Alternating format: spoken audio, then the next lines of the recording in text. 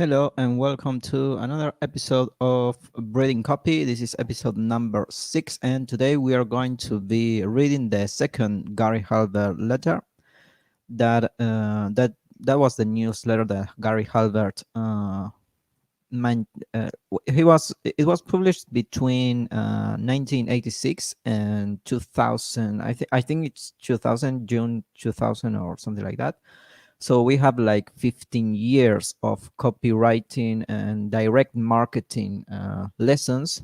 And the goal with this show that I do Fridays, um, it's to just read the newsletter and find what things Gary Halbert was talking about 20 years ago, and that we can apply today to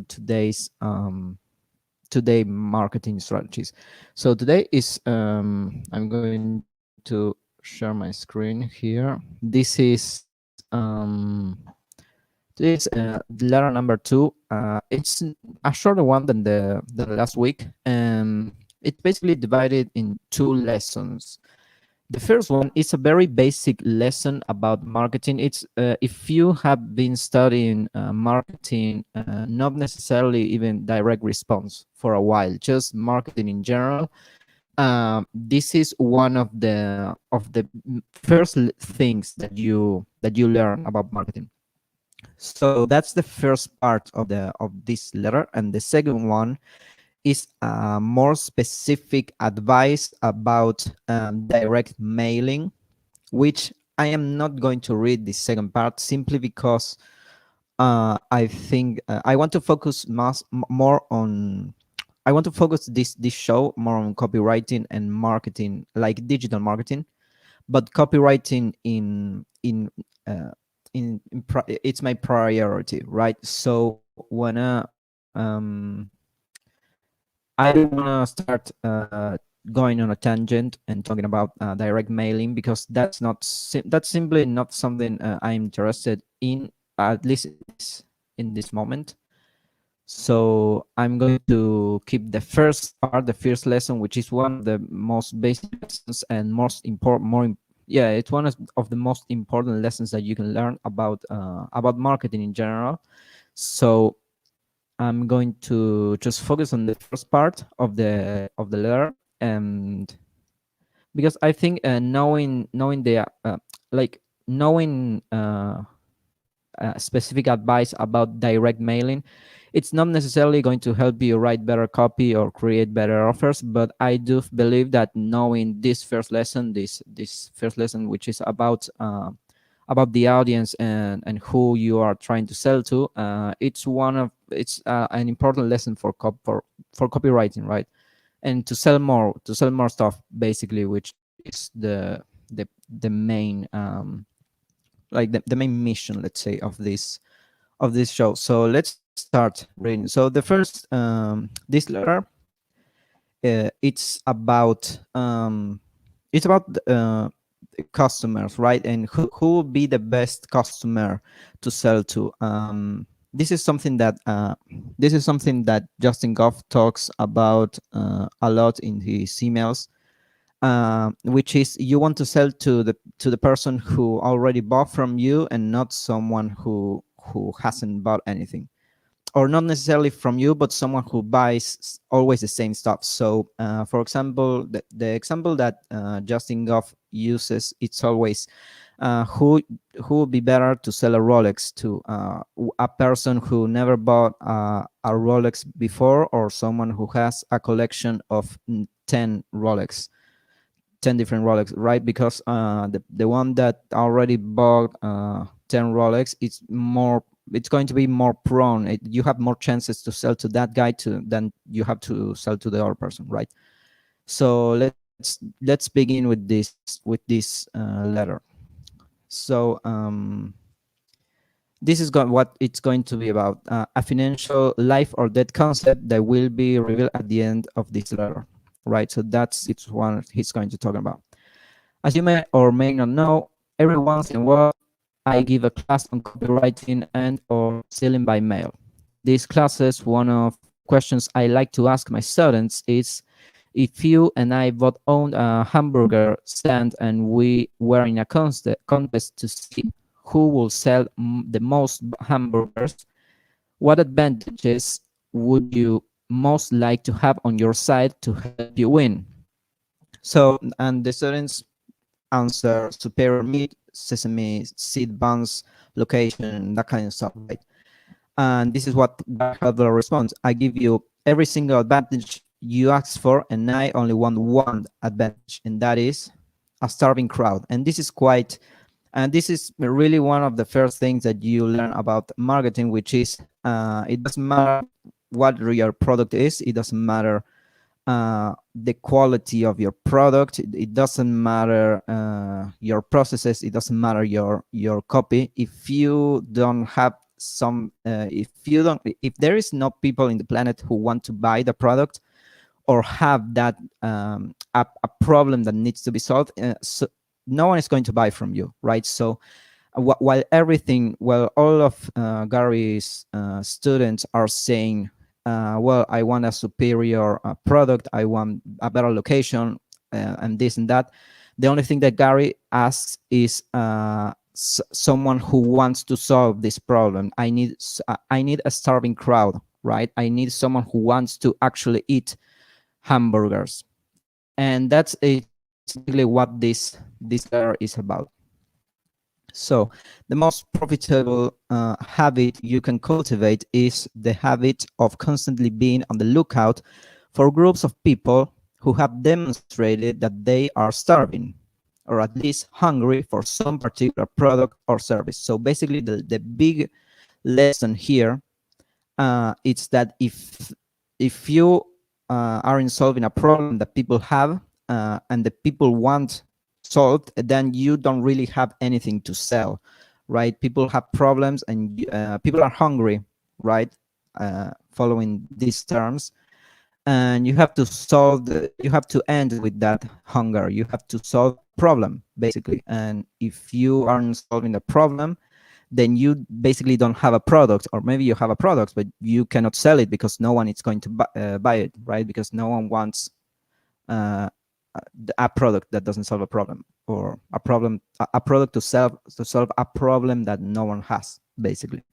And that's one of the most important lessons about copywriting, marketing, and all that stuff. So he continues, right? How do you measure this hunger? Let's suppose we want to sell a book titled How to Invest Money in the Stock Market.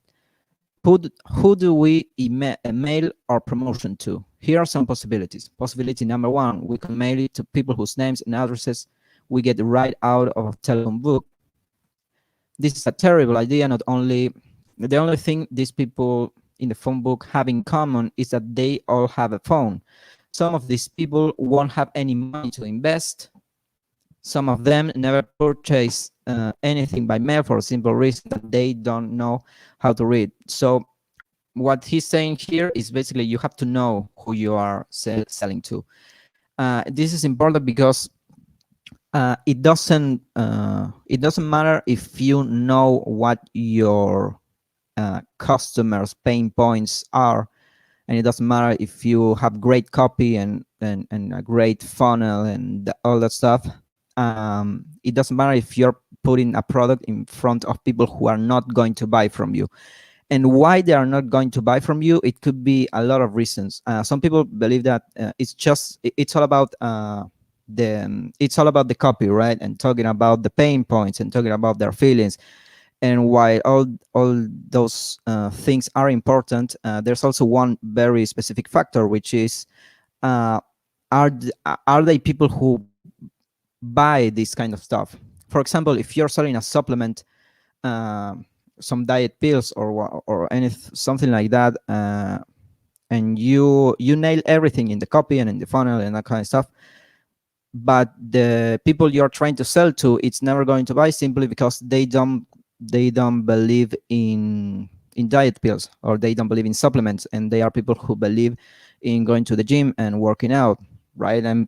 I'm using this example. I don't know if someone like that exists, right?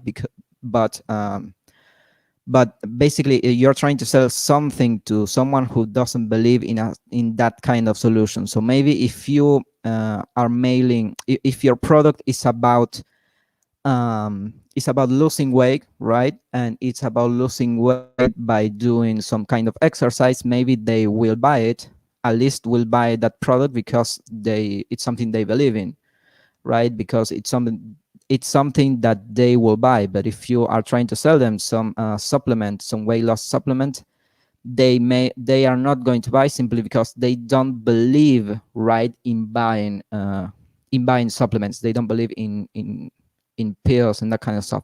So I don't know if this is a real example. I don't know if there are people who wouldn't buy a supplement, right? But it's just an example to to show how, even if you nail the pain points and all that kind of stuff, you still can't you still may have no sales, have zero sales, because you are selling to the wrong people. Basically, you are selling to people who will never buy your type of product or the type of product you're selling. So he continues, right? He's going in a ladder, building what will be the perfect audience, or the perfect market, the perfect customer that you can possibly sell to. So possibility number 2, we can make our promotion to people whose names and addresses we get from the phone book, but only to those people who live in high income areas. This is a little better, but not nearly good enough. Average education level, average age, how much is spent, right? This is all information you can get. Maybe this we can make a comparison with this part with Facebook ads, right? People, you can basically target people in Facebook using all types of information, right, about them. However, even that is not enough. Even the Facebook targeting is not enough, because something that he's going to reveal in the next lines, right? However, as I said, this still is nearly good enough. For one thing, not everybody who lives in a high income area has a high income. Basically, this is the same as Facebook. Not everyone who says on Facebook that lives somewhere in a high income area, or has some kind of PhD degree or something like that, it's earning a high income, right? Some of these people may have money, but are not interested in investing. Some people may have money, they are inclined to invest, but we only invest in areas other than the stock market where they already have expertise. Let's see if we can do a little better. Possibility number 3, we could mail our piece to a group of people whom we are relatively sure that all of them have above average incomes, like doctors, lawyers, architects, whatever, right? So he's basically it's quite interesting, the process of going from the big, right, from the big circle. Let's imagine that we have this circle is the population of a city, and Gary Halbert what he's doing is taking, okay, this is the whole population, but we need someone who has high income and this type of jobs, right? A lawyer, doctor, or whatever. And then he makes another subdivision of that subgroup, and now you have another one, which I don't know if. So they have a high income and they live in a high income area, and they are doctors and lawyers and architects, and they also have bought at least one product about investing, right? And the next one is, they bought more than one. They bought 5 products about investing, and they bought a product about investing yesterday, right? So you start with this big area, right, of this big market, and you go making it smaller to find the perfect audience for your product, right? So he is now in possibility number 3, right?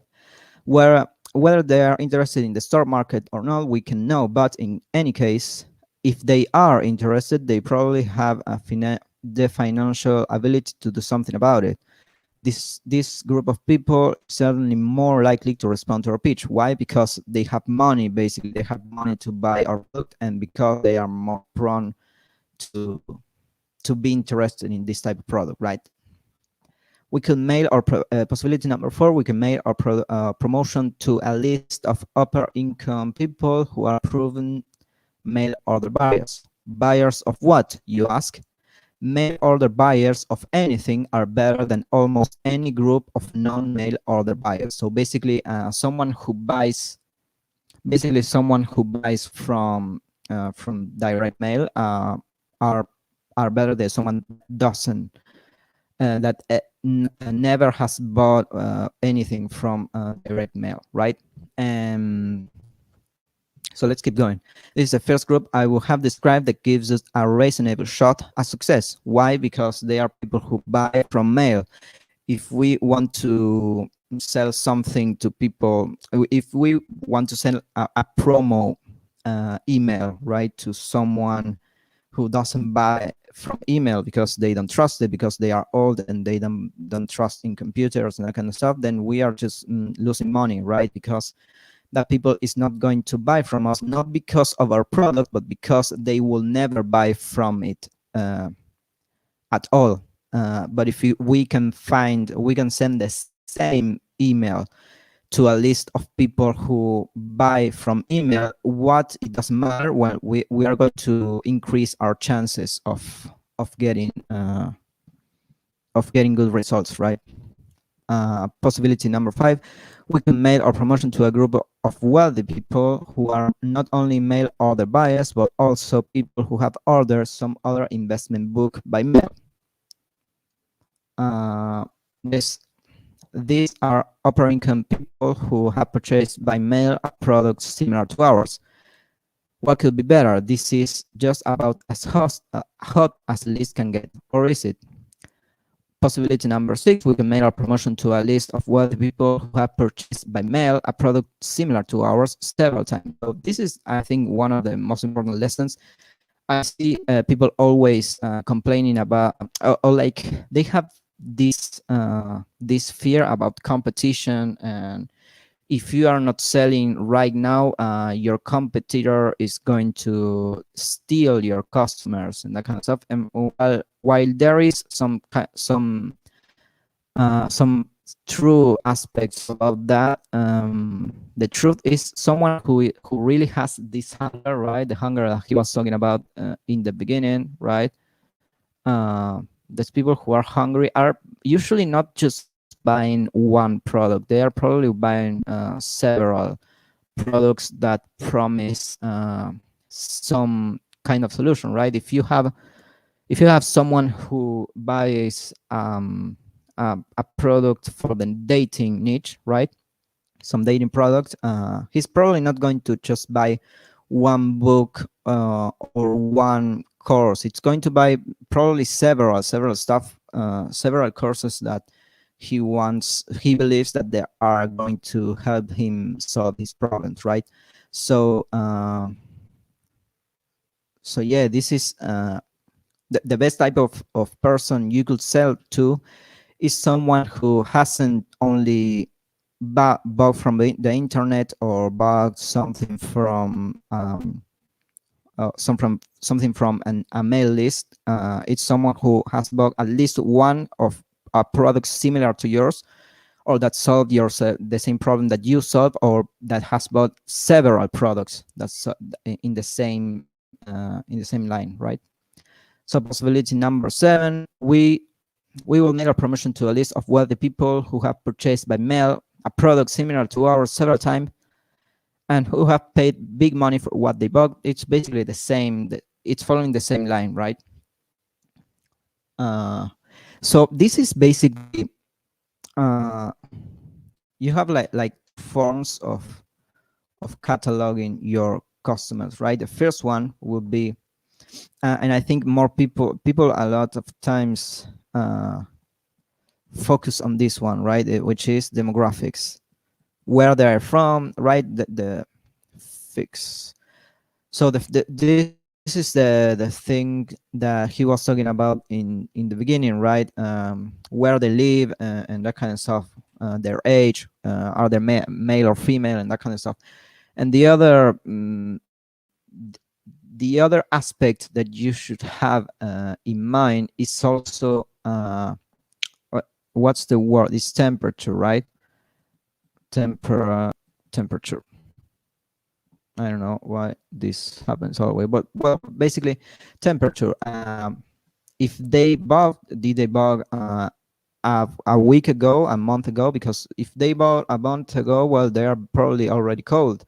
But if they bought just yesterday or today, they are probably open to keep buying from you in in the short term, right?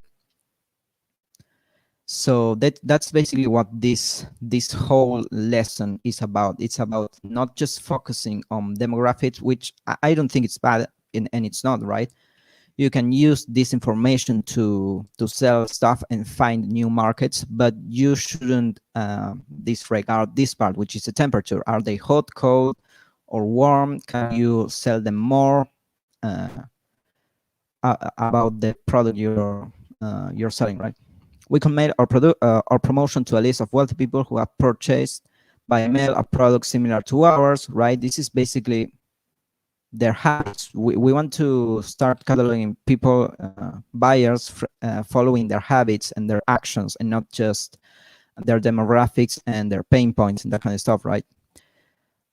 So people who have bought products similar to ours and who have done so repeatedly and who have paid big money for what they purchased and who have very recently made such purchase, right? This is the hot type of customer. Comments. It is certainly the best list we are likely to be able to rent, right? A list of people who buy products similar to the one you sell. Yeah, that is the best list, right? Possibility number 9, and this can be, when I say list, it can be, this is about direct mail, right? Because it's from 1986, but you can apply this same information to email list, right? There are people who sell spaces in their email list. Nothing comes to mind right now, but I think it's News Health or something like that. It's one of those companies that are basically an info an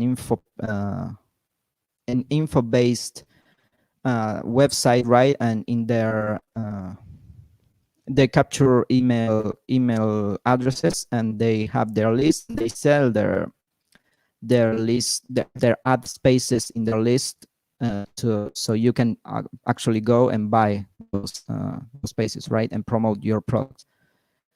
So possibility number 9, we can make our promotion to a list of people who have all the characteristics of possibility number 8, and who our friendly list broker tells us it's working like crazy for other mailers with promotions similar to ours. Many lists that should work don't. Who knows why? It really doesn't matter why.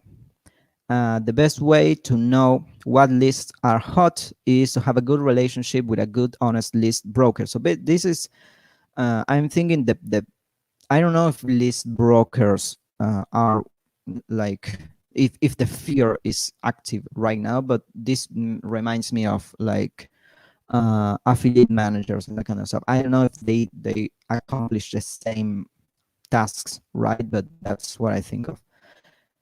Possibility number 2, there is, however, one group of people that will respond far better than any other 9 I have described. What is it? I'm sure you already know. Your own customer list. So that's okay. Your customer list of satisfied customers, right? So that's why one of the best advices for to sell stuff is to just sell to someone just after they bought from you, right?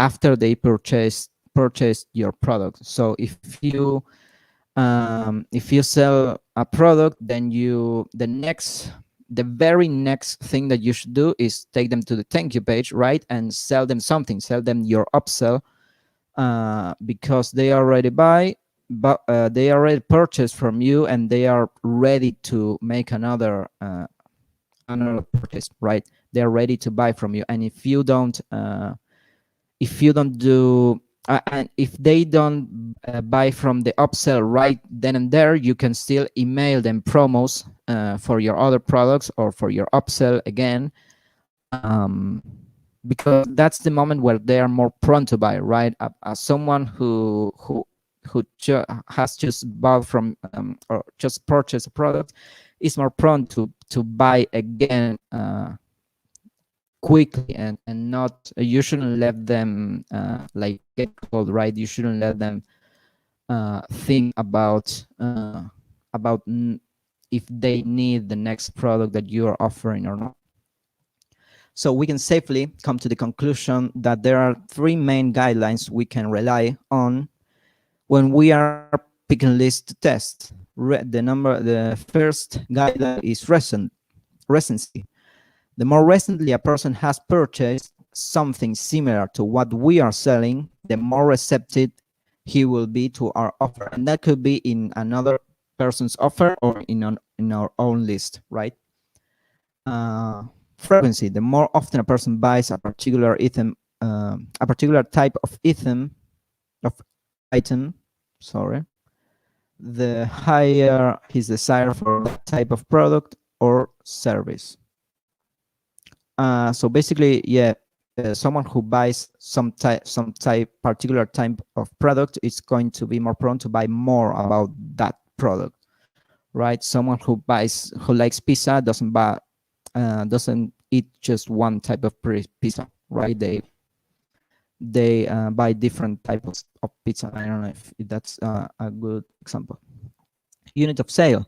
A person who recently paid $100 for a bottle of diet pills is probably a harder prospect for diet type products than a person who has only paid $10 for a bottle of diet picks. You know, people don't always put their money where their mouths are, but they do nearly always put their money where the real desires are. So this is pretty straightforward. So in short, you need recency, frequency, and unit of sale or good guidelines for evaluating mail order list. So basically, when you are picking your market, you have to have these things in mind, right? You have to I mean, these are like indicators to see if one list is good to promote your product or not, right? The first one is recency. If they purchased like 1 hour ago, is different than if they purchased 2 months ago, right? The second aspect is frequency. If they buy repeatedly from the same list or the same type of product, is someone who is more prone to buy from you. And the unit of sale is basically the type of product you're selling. If they are buying a lot of the type of product of similar products to yours, you're probably going to succeed at the moment of selling your product to them. So, and this is the second part. I was going to read this, but I won't, because it talks about so basically here is the lesson of today, right? When it says end of kindergarten, basically this is the lesson that I wanted to show you, to talk about. So if you want to turn off the stream, you can do it, because you already learned what I came to teach you.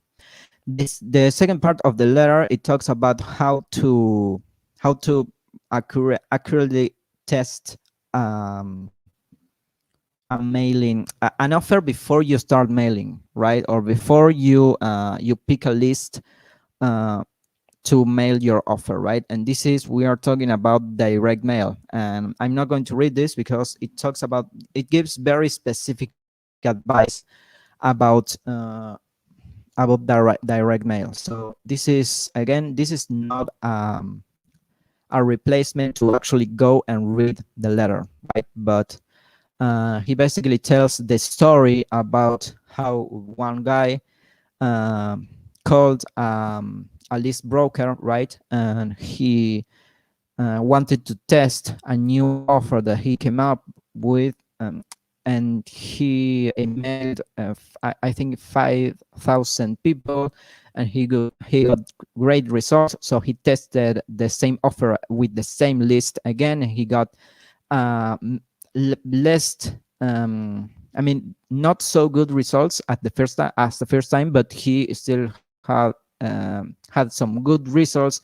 But when he decided to mail the whole list, the whole I don't know, I don't know what the size of the list, but when he actually decided that, based on those tests, he decided to mail the whole list, he got poor results, right? And that was because uh, when the broker gave him the first 5,000 names, those names were about people who were hot, right? Who just purchased another product, right? And he was kind of, the broker gave him those names kind of to deceive him, right? And to make him believe that this was a great list when it actually wasn't. But yeah, that's basically the story that he tells here. You can go read in the website. But yeah, that's everything for today. Tomorrow I'm going to keep going with my research series, which I'm basically just live streaming me writing a sales letter. I'm starting from the beginning, right? The first thing that you have to do to start to write a sales letter is the research. So that's why I'm focusing here. Tomorrow I'm going to have that going. This is going to be the I'm basically live streaming me doing research to write a sales letter, right? And at the end of a few months, I'm going to end up writing a sales letter. That's about tomorrow. And on Sunday, I'm going to do the random Sundays, which I don't really know what I'm going to be talking about, but it's going to be great. So I hope you enjoyed this, and I see you tomorrow. Bye bye.